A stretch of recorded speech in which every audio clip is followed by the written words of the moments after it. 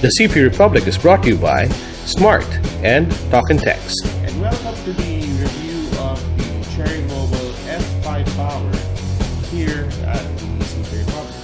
Ako si DR. And I'm Jam. So, let's get this ball rolling, no? So, Let's itong go. yung Flare, yung Cherry Mobile Flare series, Cherry Mobile Flare 5 series Yeah. was launched last October. And this is actually the most number of flares they've launched in one day. Kasi anim. Ano ba? More than... Yeah, 6. Oh God. I've 6 Flare smartphones. I've and lost count for how different price range and for different consumers na naghahanap ng different features. Yeah. Sobrang dami. Lahat kami nahirapan nun. Oo, nahirapan mo vlog. No? Eh, iba yung if you remember in 2015, last year, tatlong flares ang in-announce. Okay pa yon. Flare 5, Flare 4, Flare S4, and the Flare S4 Plus. Oo. So, nandun si Ann Curtis and Yeah. yes. Eh ngayon, ilang mga flares yung nilabas. You know what? Never mind. Because ang dami nila eh. Nakalimutan ko na nga yung pangalan ng iba eh. We're just gonna focus here on the Flare S5 Power. Now, bakit S5 Power? Kasi, it supposedly offers more power capacity, more battery capacity than other smartphones. No, ang pinaka main selling feature kasi ng S5 Power is it's 6,050 milliamperes na battery. Yeah. So, diba? Something na wala nang iba. Naging common is 4,000. Si Zenfone Max, original Zenfone Max, 5,000 milliamperes. Ito naman si Cherry, yung S5 Power niya, may 6,050 milliamperes. So, if you have 6,050 milliamperes, Meron kang Motolite sa cellphone mo. oo, nag-expect ka, diba? So, tama, ano ba? Paano ba i-expect natin? Ito, malalaman natin ngayon. Malalaman natin ngayon. Ngayong episode. So, before anything else, ito yung forma ng S5 Power. Wait, hindi siya ganun. Makapal ba siya? For 6,050, parang hindi siya makapal. Oh, actually, if I have the phone here, no? Kasing kapal siya ng kasing kapal daw siya ng Cherry Mobile Zoom. Cherry Mobile Zoom. Yes. Zoom. Oh, right.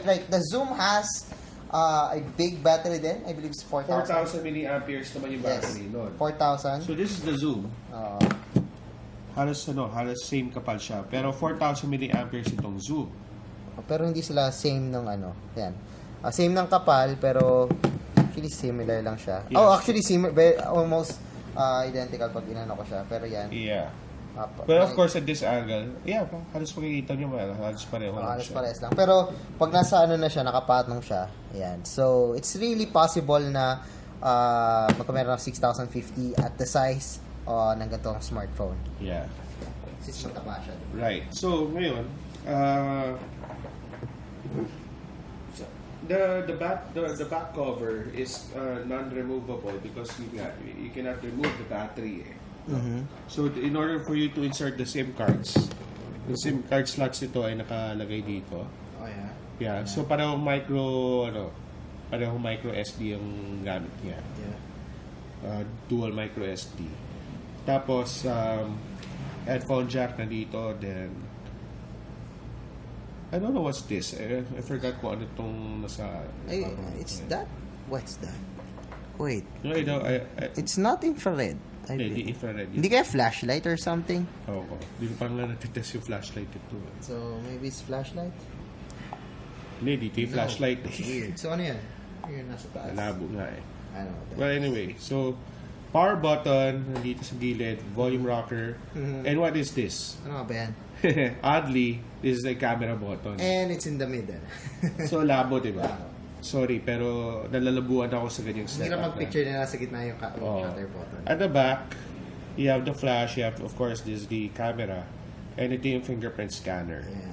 Fingerprint scanner is actually getting parang common na these days Yes. on smartphones. Yes. Even local branded smartphones. Oo. Now, yung screen nito, medyo, well, the the video might not do any justice. Pero, yung screen nito is, actually maganda. It's a 5.5-inch Full HD LTPS display. Full HD yan, so that Yes. means 1920 by 1080 yung resolution niya. The video might parang Excuse me. optimize yung kanyang display, but it's actually pretty good. Yes. Colors niya, the contrast and everything. Yes. Displays really good Oo. for its price. So maganda yung screen. And well, as expected, the processor is only using a MediaTek. MT6753 octa-core processor, which is similar yata sa Flare X na ginamit last year. Yeah, I'm not pero sure. 1.3 GHz lang to eh. Flare X, is it the same? No, this is the second generation of Flare X. Di ba 1.7 was the first one? And then the second generation Flare X was 1.3. Yes. Okay, kaya pala 6752 yun. 6752, then the second Oo. generation was 6752. Siyempre iba pala yung 1.7, diba? So, That's a very nice phone. it's still a nice phone until Oo. now. Then meron tayo 3 gigs of RAM, which is more than enough, I'm pretty sure, to most Yeah, consumers. so you would be able to see here, yan, 3 gigs of RAM. 2917. If I'm gonna close all the apps,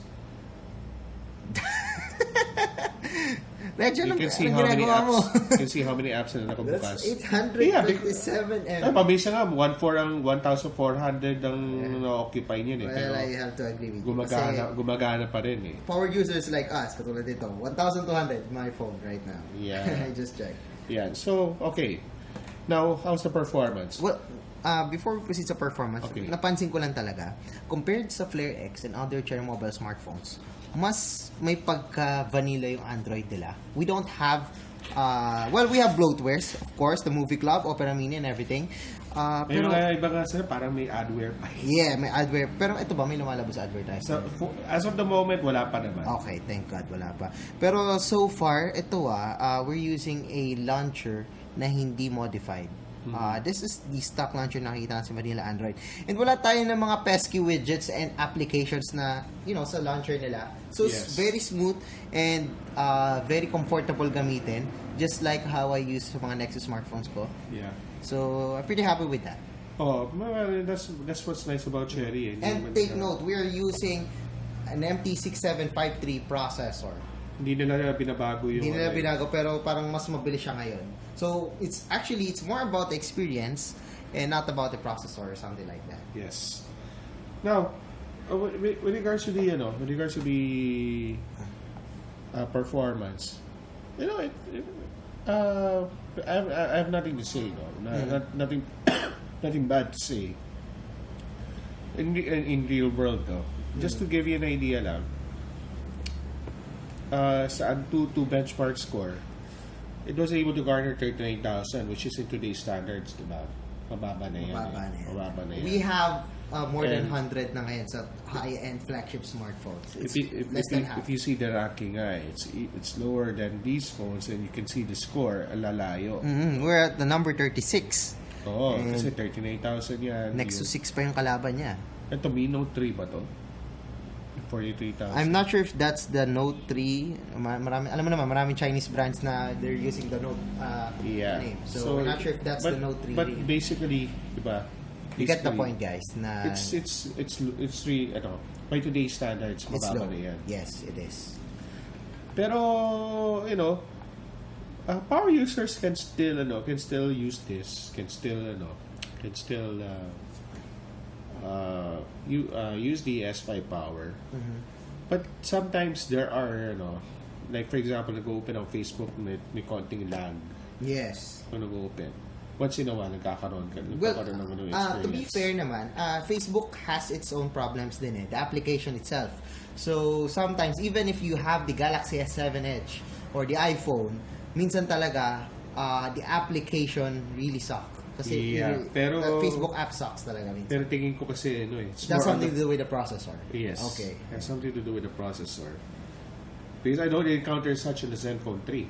Oh, you're right. Or sa ibang phones sa Well, tinetest ko. kasi ako may na-experience ako even sa lahat ng smartphones, Facebook mismo talaga yung may kasalanan. Pero like what you said, di naman na-experience sa iba. Yeah. It's probably the Maybe sa Facebook nga, I don't know. Pero That's my comment lang. And actually, the consumers doesn't care who is the one responsible for that, as long as they have A working, working and smooth diba na experience. Yeah, So, well, with other apps naman, I have no problems. so hopefully ma-update ni ni Facebook. And speaking or, of performance, yeah, you can see here, smooth naman. smooth nga siya. Multitasking naman is also, yeah, you can see Wait, how hold pa rin ba nito yung ano? Yes, you have to hold the menu button para lang, Alam mo yun, parang yun yung ayoko talaga. Well, yeah, pero wala, yun ang ano nila.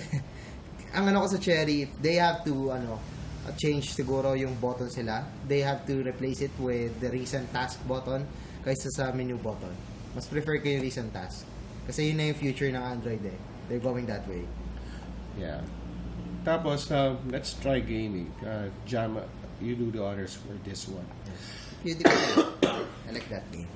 Yeah, so we're gonna try real racing kasi medyo mabigat yan. At the same yeah. time, di naman Kala ko hindi pa tayo. time-consuming laruin. Yan, so, come on.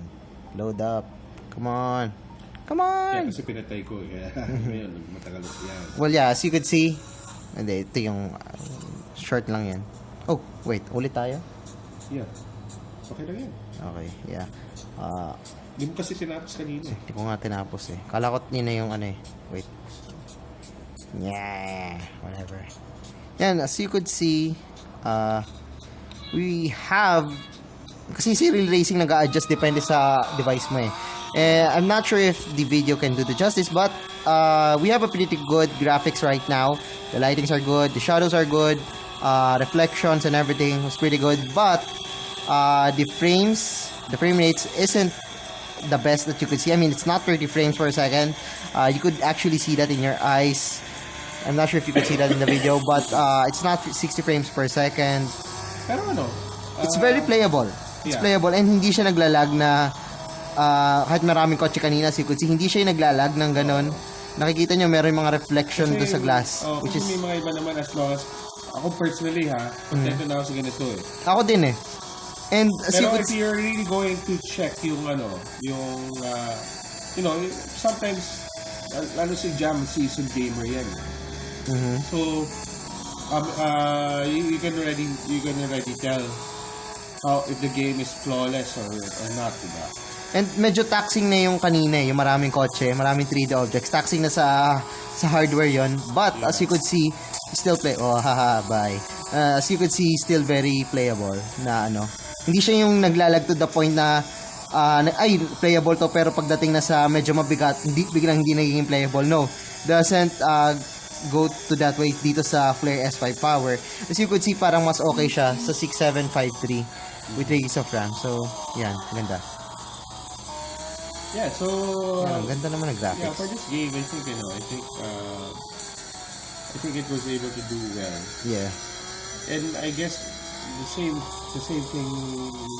I can say the same thing to other, although not all games but some other graphic intensive games. Right.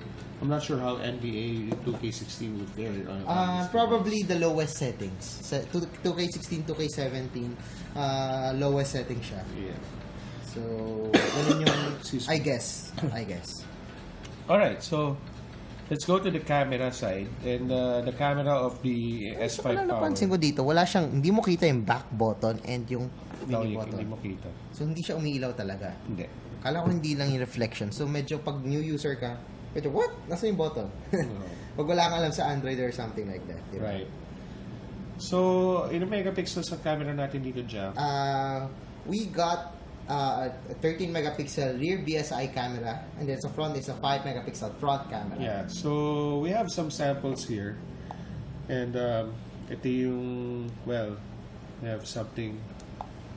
There are things that I want to say about the cameras. So, outdoor shot.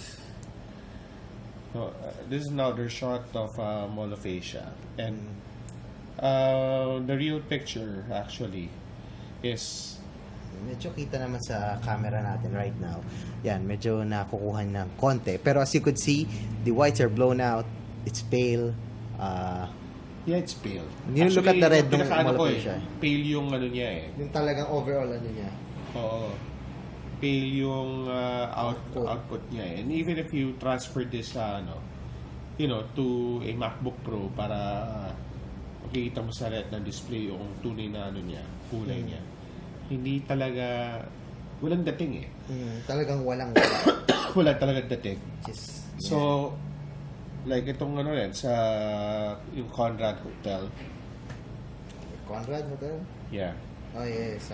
Wala rin dating eh. So, the color, it lacks colors. It lacks colors. It's not vivid. It is not vivid. As you could see, ang pale. Ang Actually, pale. Tignan mo yung green sa baba. The greenery shouldn't be like that. Oo. Ito. Actually, ito pala. Yan pala. Yes, Hindi pa lang tinuturo. zoom. Yan. So, nakikita niyo yung greenery sa tabi ng taxi. Shouldn't be like that. Medyo madilim. And then, yung medyo maliwanag na green is whitish. Overall, it's not really that good dun sa dating ng greeneries. Yeah, now for for night shots, what do you expect with night shots? There's nothing really to expect with night shots because it doesn't look good. No? Yeah, it's not good. Yeah, it can take pictures. Yun ang yung importante. Kung sa mga if it can take pictures, okay na yun, di ba? Now, for food, may sabi dito si Jam kanina eh.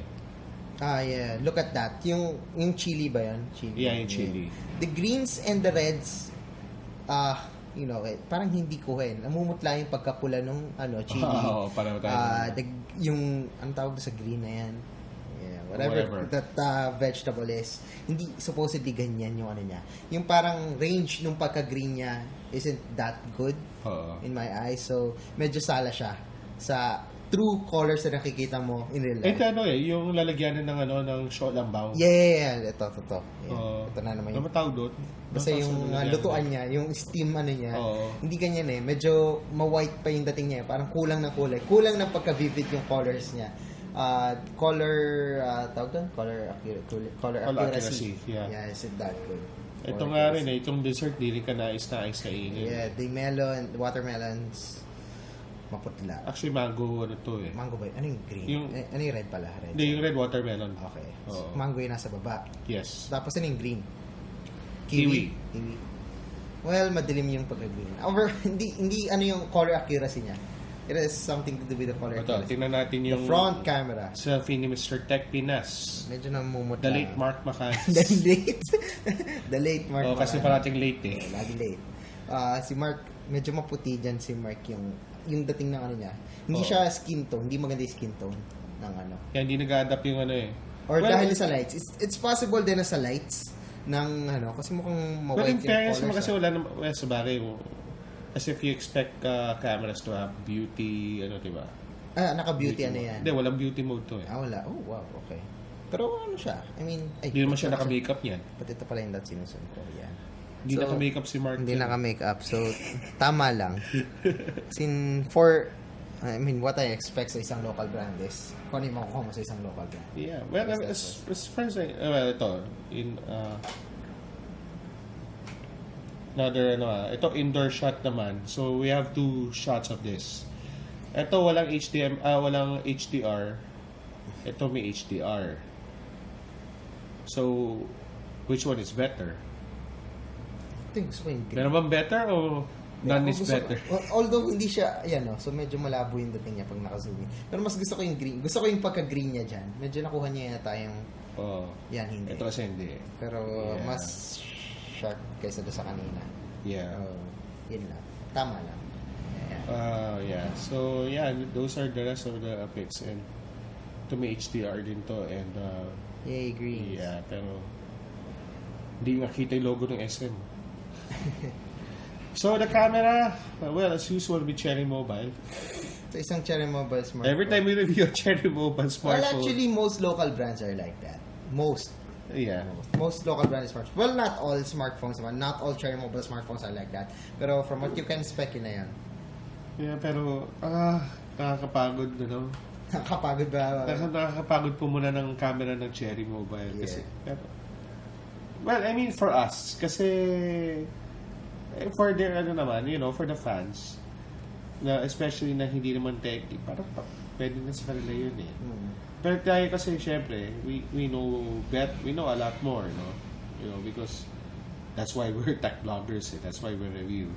Syempre, yun ang observation natin. So, I hope nobody gets offended because this is a review. Eh. Yes. Now, speaking of review, back to the review. It's in the last na pag-usapan natin dito is the battery life. Yeah. So again, as we mentioned earlier, 6,050 milliamperes ng battery. So does it prove to be a worthy smartphone to I mean, can it really last that long? Yes. So ito yung sagot ko because ako talagang gumamit ito. The battery averages between 1 to 2 days. For 6,050 milliamps of battery. Yes. And this might be a bit longer than usual.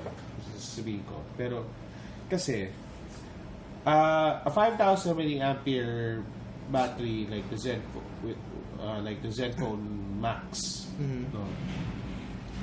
I was able to max it out at 2 days. Ako up to 3 days depending on my usage. Ako kasi, LTE na yon na may Bluetooth. Okay, go. LTE na may Okay. Bluetooth. Na in the last time I used it in Taiwan, may ano pa yun. Naka ano pa ako noon, what do you call this? Naka hotspot pa yung ano na yon, yung telepono na yon for most of the time. Okay? Now, itong 1 to 2 days dito sa sa S5 Power with 6,050 milliamperes. LTE and Wi-Fi lang. Walang Bluetooth. I don't even play games. Wait. I just use Facebook or make calls. Pero yung calls, hindi naman ganun kahaba. I just use Facebook. Very casual usage. Wala pang ang games yan. Okay. Very casual. Very casual. Facebook, YouTube, browsing. Yung YouTube, hindi naman mahaba yung YouTube ko. Ano lang. Tama lang. Sandali lang. Then balik ako sa Facebook. That's all I did. And there's one time na all I did was just purely Facebook on LTE. Pero it only lasted me 24 hours. And that includes 6 hours of my sleep. Wow. So, syempre, pagdating ko sa bahay, naka-wifi na ako, no? Pero 24 hours. So, I don't know what the hell is going on. Something's wrong. Oo. So, before this recording, we were discussing it. Diba? Could it be the processor? Could it be the third-party apps? Could it be... It's not truly a 6,050 milliampere battery. By the way, one thing na kailangan kong share din sa inyo, because we're talking about the battery, I've noticed in my reviews ng smartphone, most smartphones that I review, mas matakaw kumain ng battery on LTE ang MediaTek compared kay Qualcomm. Is that so? Medyo napapansin ko siya. Mas nabibilisan ako maubos pag naka-MediaTek because siguro dahil sa thermal, mas mainit siya normally compared kay Qualcomm. Maybe it has something to do with that too. Pero the idle mode din, mas matakaw rin talaga si MediaTek. Overall, Qualcomm has a better power consumption compared kay MediaTek. So maybe, just maybe, meron siya isa sa dahilan kung bakit mas maiksi yung battery. Maybe the chipset is not really optimized for possible. Maybe that's why the Zenfone 3 Max is using the 67 something with the letter T. It's not 6753. 6737 yata yun. I'm not sure. Pero maybe dahil doon. Interesting, no? So, I don't know. Parang nahihinahin lang ako kasi I'm expecting more. I've also expected na with that kind of usage, I'm expecting more. I was expecting 2 to 3 days. I'm expecting na umabot lang ng kahit 2.5 days lang. Pero hindi eh. Pero one thing na ma-appreciate ko sa kanya, despite having 6,050 milliamps of battery, it's not that super thick. Well, it's thick, but it's not super thick na it's not really handy. It's not ergonomical. Yeah. But as you could see, the Flare S5 Power. No, pero ako ngayon nagkakaroon na ng doubts kung 6,000 ba talaga yung battery nito eh. No. So, yun nga. Ako din. Pero anyway, that's just my findings and Kasi inaano rin namin, baka it's because of the always on. Possible. Because itong S5 Power may always on siya eh. So, what do we say, how do we say na may always on? Kasi pag yan, parang mga ibang uso ngayon like sa S7, S7 Edge, nagiging, for some reason, di siya lumalabas dito. Baka naka-off. Pero yung orasan yung lumalabas. I get the feeling na pag nasa sensors yata yun eh. Wala naman. Oh. Wala. But anyway, Ayan, yeah. So that's our review. And SRP of the Cherry Mobile Flare S5 Power is 7,999. So so that's our review of the S5 Power. Do we recommend it? It's a hard question kasi We have a lot of other smartphones na may malaking battery life. yeah. We have the Zenfone 3 Max, the Zenfone Max. I mean, you can Flare. still buy it, I guess. Pero kung okay na sa iyo kasi ang 2 days for 6,050 mAh battery, well, yeah. And isa pa, most smartphones na may malaking battery life like this one doesn't have a power like this, na 6753 with 3 gigs of RAM. Some of them, with the Zenfone 3 Max, I know that's powerful, pero hindi siya kasing laki nito. Yeah. We have different processor din. And then, meron pa tayong mga Star Mobile Play something. Yeah. Play Max yata yun, but again, hindi siya kasing lakas ng Flare S5 Power. So, isa to sa mga may malaking battery life with a big display, with a power na, for gaming at least. Yeah. Diba? So, yun. I guess that's it. Yeah, tingin ko kahit na mag-Pokemon Go ka dito for the whole time, if you're still playing Pokemon Go. Yeah. Ay, by the way, I forgot. I want to play Pokemon Go. Kasi may daily daily quest. Tingin ko hindi pa rin maglalast ng 2 days eh. Hindi siya maglalas ng 2 days. I'm pretty sure hindi siya maglalas ng 2 days. Yeah. But at least it can last a day. That's the best thing siguro na I mean, not all smartphones can last a whole day pag naglalaro ka ng ganun. Speaking of Pokemon Go. Alright, Play Pokemon Go. so that's it for our review. It's nice to be doing this recording again, and hopefully hindi busy si Jam next week, Yeah. so we can still do another recording. By that time, yung mga ibang hindi pa namin na-review na kailangan namin reviewin na rin namin. So, Hopefully. at tabayanan yan lang kung ano yung mga reviewin namin next time. Yes. Okay? Di na muna namin i-announce kasi magulo eh. Magulo Dami pa. natin telepono. Ang dami pang gagawin. Ang dami Yeah. telepono. Ang dami kaganapan, mga kaibigan. Yes. Alright, so that's it. And see you guys next time.